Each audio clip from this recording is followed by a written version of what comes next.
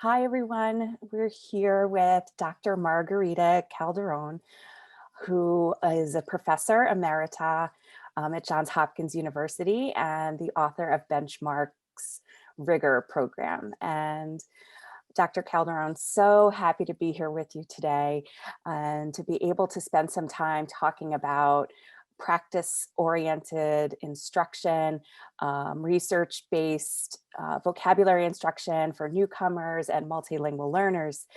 You have just such vast experience when it comes to this and such a real connection with kids and a real beautiful way that you really focus on what multilingual learners need, and especially those newcomers. So thank you for joining us today. It's just a pleasure. I first am wondering if you could start by sharing just a definition of newcomers and the typology of newcomers and really today the diversity of newcomers.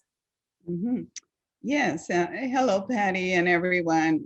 It's my pleasure to be here. This is wonderful. I've worked with Benchmark forever, it seems. And so I'm delighted to talk about newcomers, and especially the diversity of newcomers. As we all probably know, the term multilingual learners has kind of encompassed the English learner world. And yet within this multilingual learner category, there's a lot of diversity. And so when we think of newcomers, we think of students who, or children who are coming and have had very little schooling, maybe 2 years of school at the most. And so when they arrive, they are categorized as SIFE, students with interrupted formal education. And they're the ones that need a lot of assistance, not only with language, but also with literacy and of course, content. And then there are the other newcomers who are highly schooled, and those wind up almost immediately in the gifted programs. So these are newcomers, Ls that are gifted. Some newcomers, of course, will have learning disabilities or other disabilities, and that's another category. So it's very diverse in that sense, but a teacher will probably wind up with other English learners, the long-term Ls, those Ls that have been in schools, in US schools since kindergarten or first grade. And in middle school, they're still Ls. Mhm. And so they have missed out on a lot of language and literacy development. Wow, thank you. Yeah, it's so important to think about the um, different newcomers that we will encounter in the classroom, and that kind of detail really gives us a lot more understanding of newcomers and multilingual learners. Thank you. So maybe we could also begin talking about some misconceptions that are still alive with vocabulary development for newcomers and multilingual learners. I know that in my own family, when my dad was young, he was not allowed to leave kindergarten until he learned English and has since forgotten all of his German. And I know for sure that that's one of those, as you call them, zombies, right, of multilingual learning. So could you share a few for us to really consider? And I think about this like, as teachers, we have so much that we use in our repertoire of teaching, but we need to make space for some new concepts to pull in. So when we can think about the zombies, we can make space for those new approaches. Thank you. Could I share some slides, some Sure, PowerPoint slides? please. All right, then I'm going to share my screen.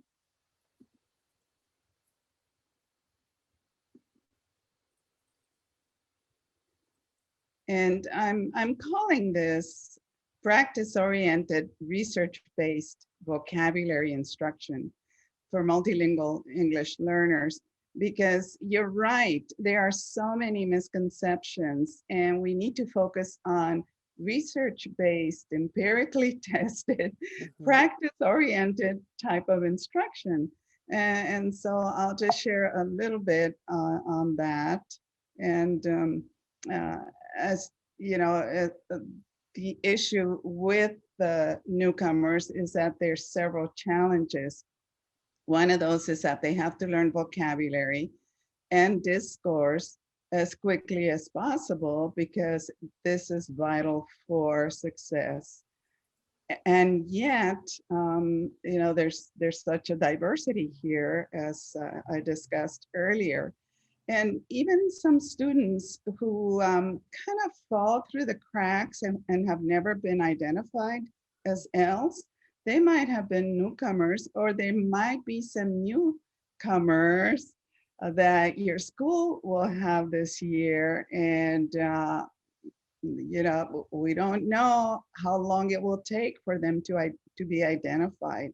Right. And yeah, and of course, there's the reclassified English learners who may or may not be doing well, or who may be excelling. And these are the ones that we see in dual language programs that become the valedictorians, and are just absolutely wonderful. But the zombies. I love the term that Brian Goodwin came up with in Ed Leadership magazine this month. He describes it, zombie ideas, as some bad ideas in education that just won't die. Mhm. All these misconceptions that have been around for years, despite the fact that research doesn't, shows that they don't work. And we have some zombies in multilingual education as well. As you mentioned, sometimes they want to hold the children back, Mhm. whether it's in first grade, third grade, when it's critical for them to be learning, and someone teaching them explicitly the vocabulary that they need. Another zombie is that students have a silent period, and they shouldn't talk from day one, or read from day one, or write, because it might affect them emotionally. No, we see these folks who have gone through training, wonderful educators, teachers' assistants, who have the right tools to make them feel comfortable, a lot of social emotional support. And yet, the newcomers can start talking, reading, and writing from day one. And that's why, we developed rigor, because we knew that they could do this. So we could embed rigor into their learning, rigor with a small r, Yes. without having them take that long period of silence that becomes detrimental. And in my perception, that's one of the reasons why we have so many long-term Ls in every Ah, school. The majority of Ls are long-term Ls, but it's because there was such a long wait for mhm. them to start speaking English, which doesn't make sense, Right. but that's what I think typically happened. So then, right from the get-go, what can we do to create the environment and community that supports newcomers and multilingual learners? Mhm. Well, we can start with vocabulary. Vocabulary is critically important, because the command of a large vocabulary bank in their heads, or little heads, will definitely set them apart from less successful children. Mm. And we know that the average 6-year-old comes to school knowing about 8,000 words, or a few more, and thereafter learns 3,000 to 5,000 words per year. Yeah. By the time they finish elementary, they should have a command of 25,000 words at least. And by the time they finish high school, it should be 50,000 words in order for them to be successful either in their jobs or in college. Um, and, and we also know for a fact, and this is critical, I try to alert all the elementary schools that vocabulary by the end of first grade is a predictor of either reading success or reading problems in middle school and high school. So we know early on, and therefore it behooves us to teach as much vocabulary as possible because vocabulary correlates with reading comprehension. And reading comprehension correlates with content knowledge, knowing the subjects, what they're learning.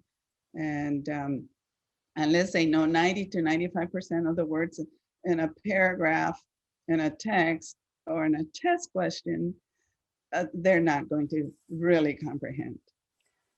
Wow, that's big. That's, I mean, just such important and compelling information that really, obviously, vocabulary is the first place to start. So what are some things that you do then? So if we know we prioritize vocabulary, where do we go from here? Thank you. Well, we integrate it into everything we do. We don't teach vocabulary as an end in itself. We don't take a long list and teach words, and we know that they will have forgotten those words by Friday.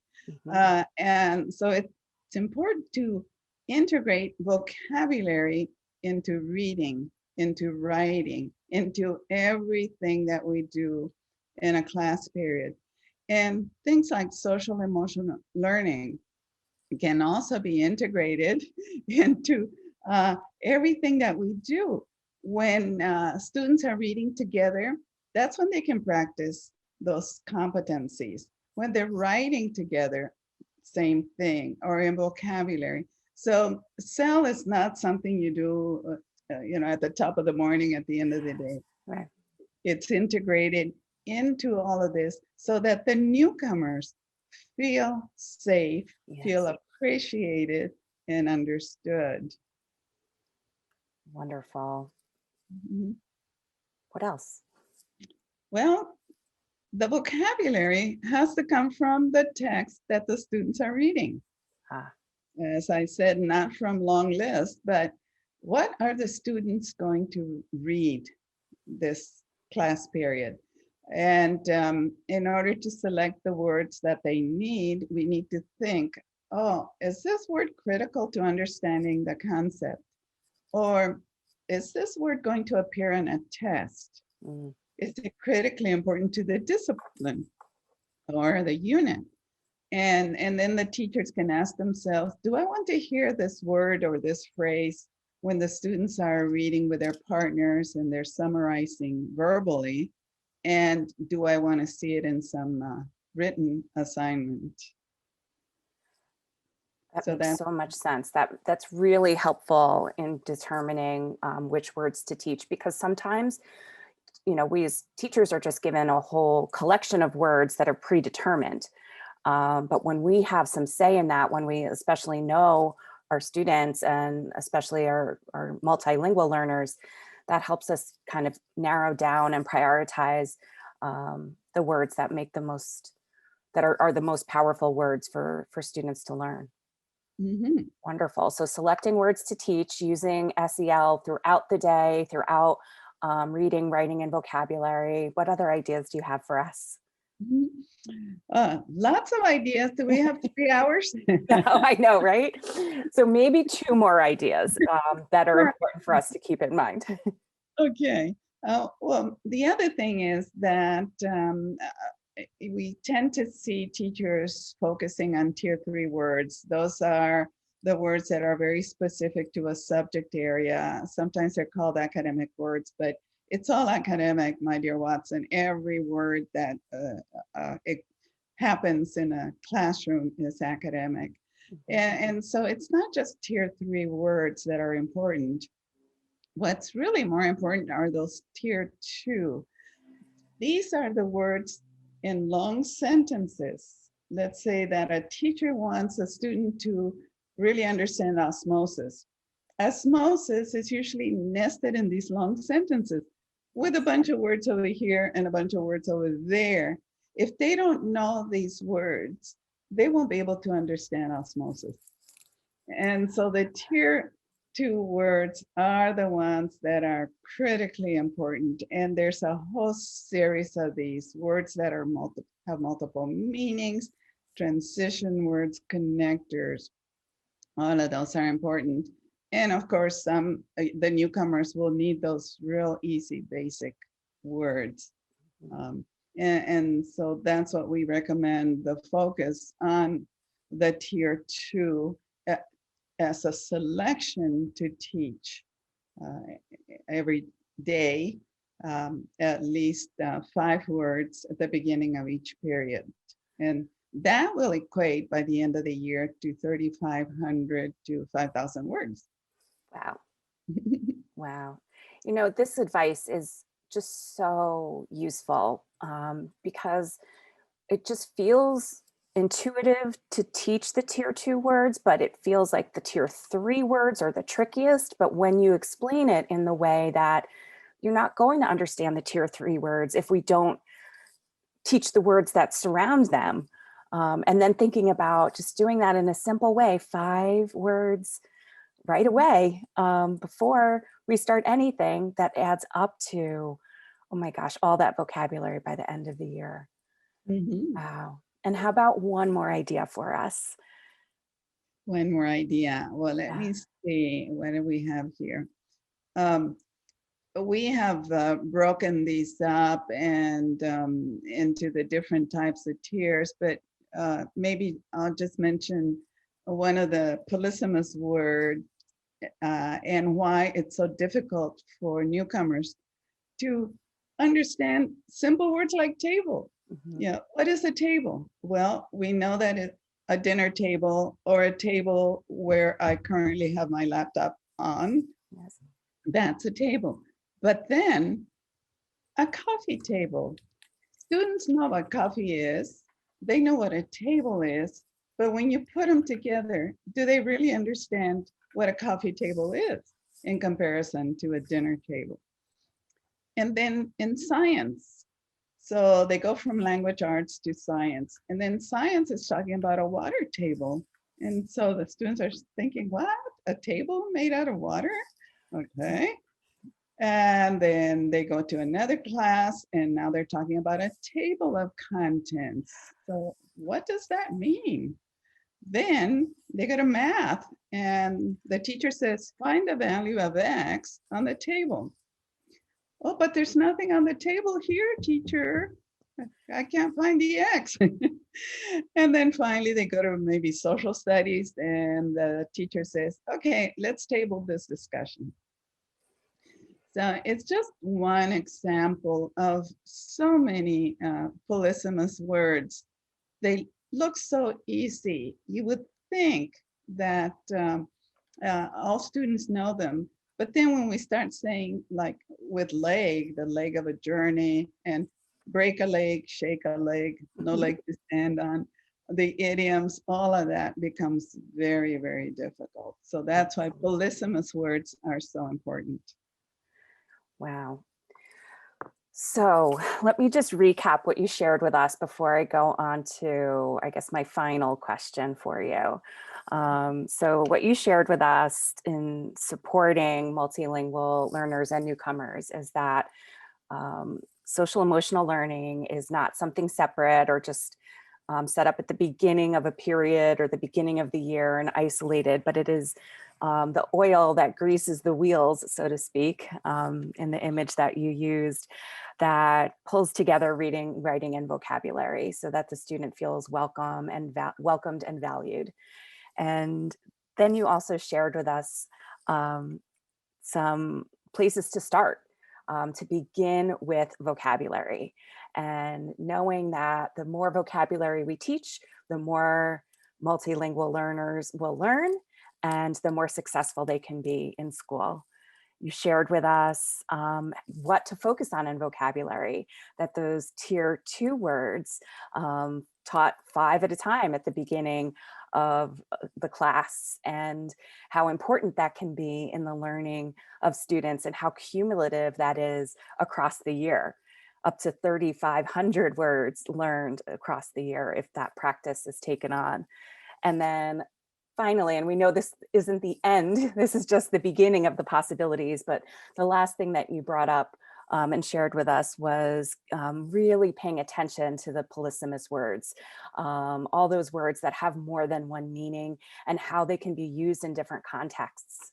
I'm especially thinking about multilingual learners who join us in the grade levels that are departmentalized, so that teachers need to have some conversations about those polysemous words prior to supporting that multilingual learner, because they can think about the different contexts that those words would be used in their classrooms. So it really gave us a lot to think about. So I guess as our final question, you've been around the block in this type of teaching, we certainly can say, and I'm curious, what what changes have you seen in both newcomers and multilingual instruction, and what changes do you anticipate? Mhm. I was so delighted to have been asked by a school district nearby in Virginia to enter a conversation with the district superintendent, assistant superintendent, psychologists, counselors, um, elementary director, middle school, high school directors, and of course the Office of English Learners. They got together, and they will continue to get together to discuss what can we do to set up for this new influx of newcomers that we are expecting.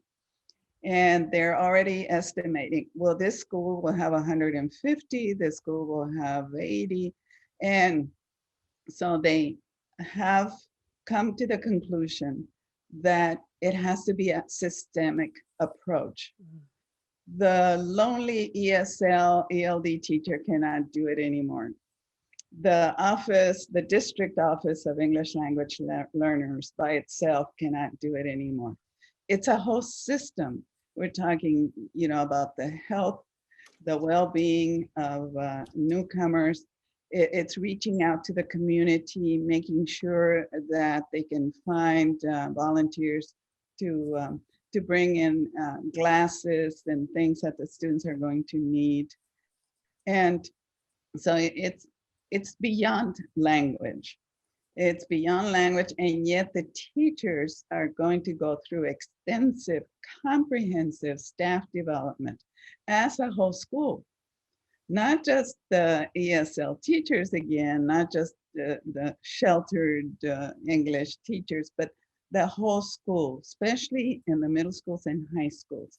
Every single school, every single teacher, instructional coach, counselors, everybody will be going through something like this, beginning with vocabulary and then moving into how do we teach reading comprehension, how do we teach writing skills within each content area. Wow, that is fantastic. And one thing I know for sure is that when we dig deep into learning more about instruction and support for newcomers and multilingual learners, we are also becoming better teachers of all students. So it really satisfies so many challenges and helps us, oh gosh, helps us really address the challenges that all students face when we dig into the multilingual learning that we can do as educators. So it's a win-win for everyone. So thank you so much for joining us today, Dr. Calderón. Thank you for sharing your expertise. I know that there's so much more that you could share with us, and I definitely want to recommend to anyone that's listening or watching to check out Benchmark's products that are supporting multilingual learners and specifically newcomers, looking at rigor, looking at hello, and having the chance to really take your brilliance and use it right in their own hands. So Well, thank you. Thank you. And I just want to thank and praise Benchmark for developing the program that already includes for the teachers the tier 2 words and the steps for teaching, pre-teaching words at the beginning of each class, of each lesson. So I'm delighted, to be working with such enlightened people. So thank you, Patty. thank It's you. a pleasure. Thank you so much.